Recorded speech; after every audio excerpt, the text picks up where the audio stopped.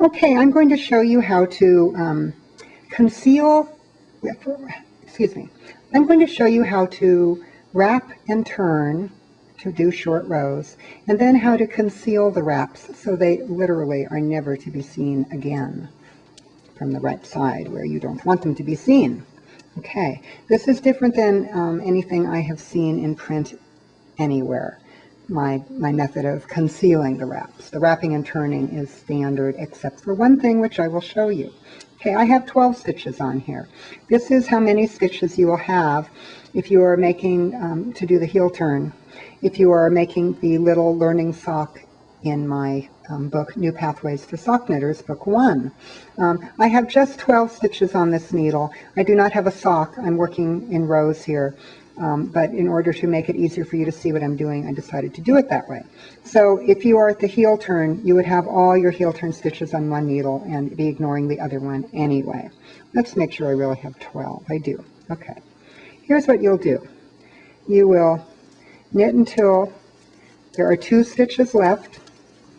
In other words, you will knit 10 out of the 12. Okay. There are 2 stitches left. Now you want to wrap this needle before turning around. Wrap that stitch before turning around. So what we're going to do is take the yarn to the other side. It's in the back, so we're bringing it to the front. I want you to slip that stitch knitwise. Okay? Knitwise, not tip to tip, purlwise, but knitwise. We want to change the mount of the stitch.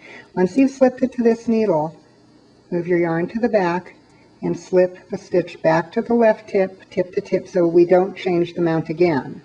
Notice it is mounted like this. And it's got this lovely little yellow necklace that is strangling the poor thing. Now we turn around. That's the wrap. Here's the turn. The abbreviation is WNT. Wrap and turn. There it is. It's got its necklace. Now we purl until there are 2 left on this needle. Notice that we don't even have to count if we can see that there are 2 stitches left.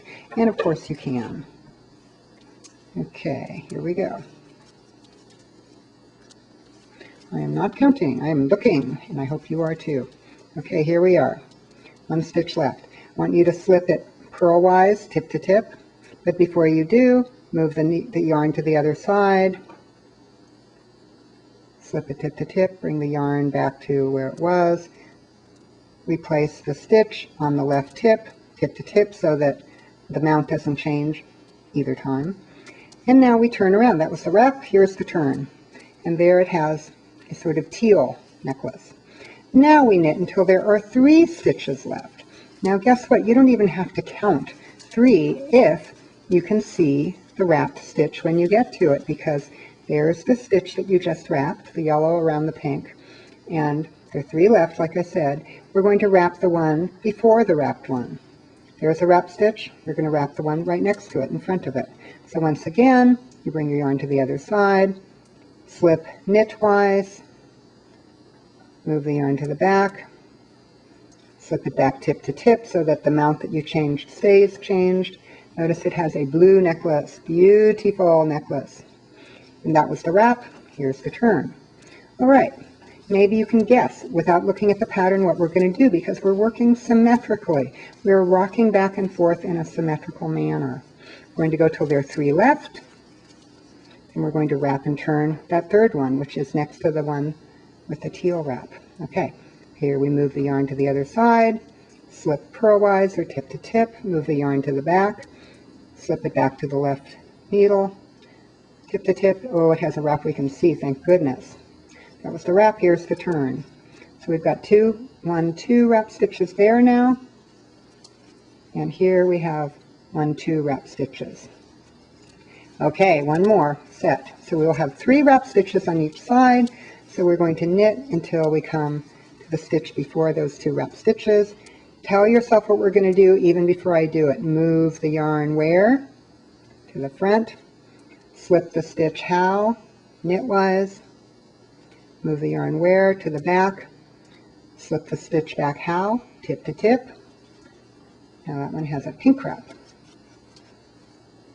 That was the wrap. Here's the turn. Tell yourself what you think we're going to do. You'll be right. We're going to purl until There are 4 stitches left. That we have one that's not wrapped, 2 that are, and we'll wrap the pink one when we get to it.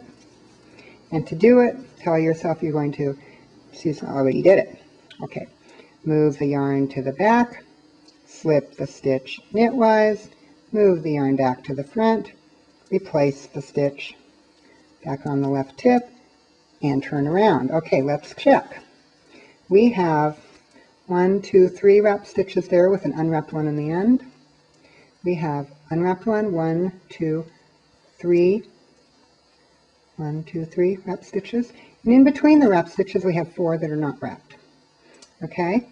And if you look, let me kind of move this so you can see. We are making ourselves a nice little cup. This is going to cup itself around the edge at the corner of the heel, where your heel goes from horizontal to a vertical leg, goes from the floor up. This is where this is located on your foot. Okay, so here we are. We are knitting those 4, 3, 4 to the first wrapped stitch. There it is. It's got a pink collar. Now here's the thing. Here's what they tell you in virtually every publication I've ever seen, and I will admit it makes me kind of mad. Basically they say, go into the wrap and the stitch and knit them together. May I ask you, can you see the wrap? Is it going to be hidden in the back? Well, it might be. If you're lucky, it might edge its way back there. But let's not give it the chance not to. Here's what you do. First, I want you to think of this wrap as a lady who gets her hair done at the beauty parlor once a week. They use a fair bit of hairspray. Her hair looks very nice. And she looks for the opera on the 6th day after having it done. It just works out that way. Your hairdresser isn't available the day of the opera. She goes to the opera every week. And she wants her hair to look good. And she wears diamond necklaces. So when she takes her diamond necklace off, she takes it off without scraping the top of her lovely blue hairdo. It might be Marge Simpson. She's got a blue hairdo. Anyway, I'm pulling that out of the way just so you can see better. You go under the wrap with the right needle tip, lift it up over the tip of the left needle, and without mussing this woman's hairdo, lift it high over her lovely blue hair, dump it behind her on the needle so that it's sandwiched between the stitch it had wrapped and the stitch that was next to it. It now looks like another stitch, but it's the wrap. And let me ask you, can you see the wrap? Well, yes, you can see this part of it, but that part will be hidden behind in a moment. But it's taken away from the front. I've taken the wrap away from the side that shows and put it to the back where it doesn't show.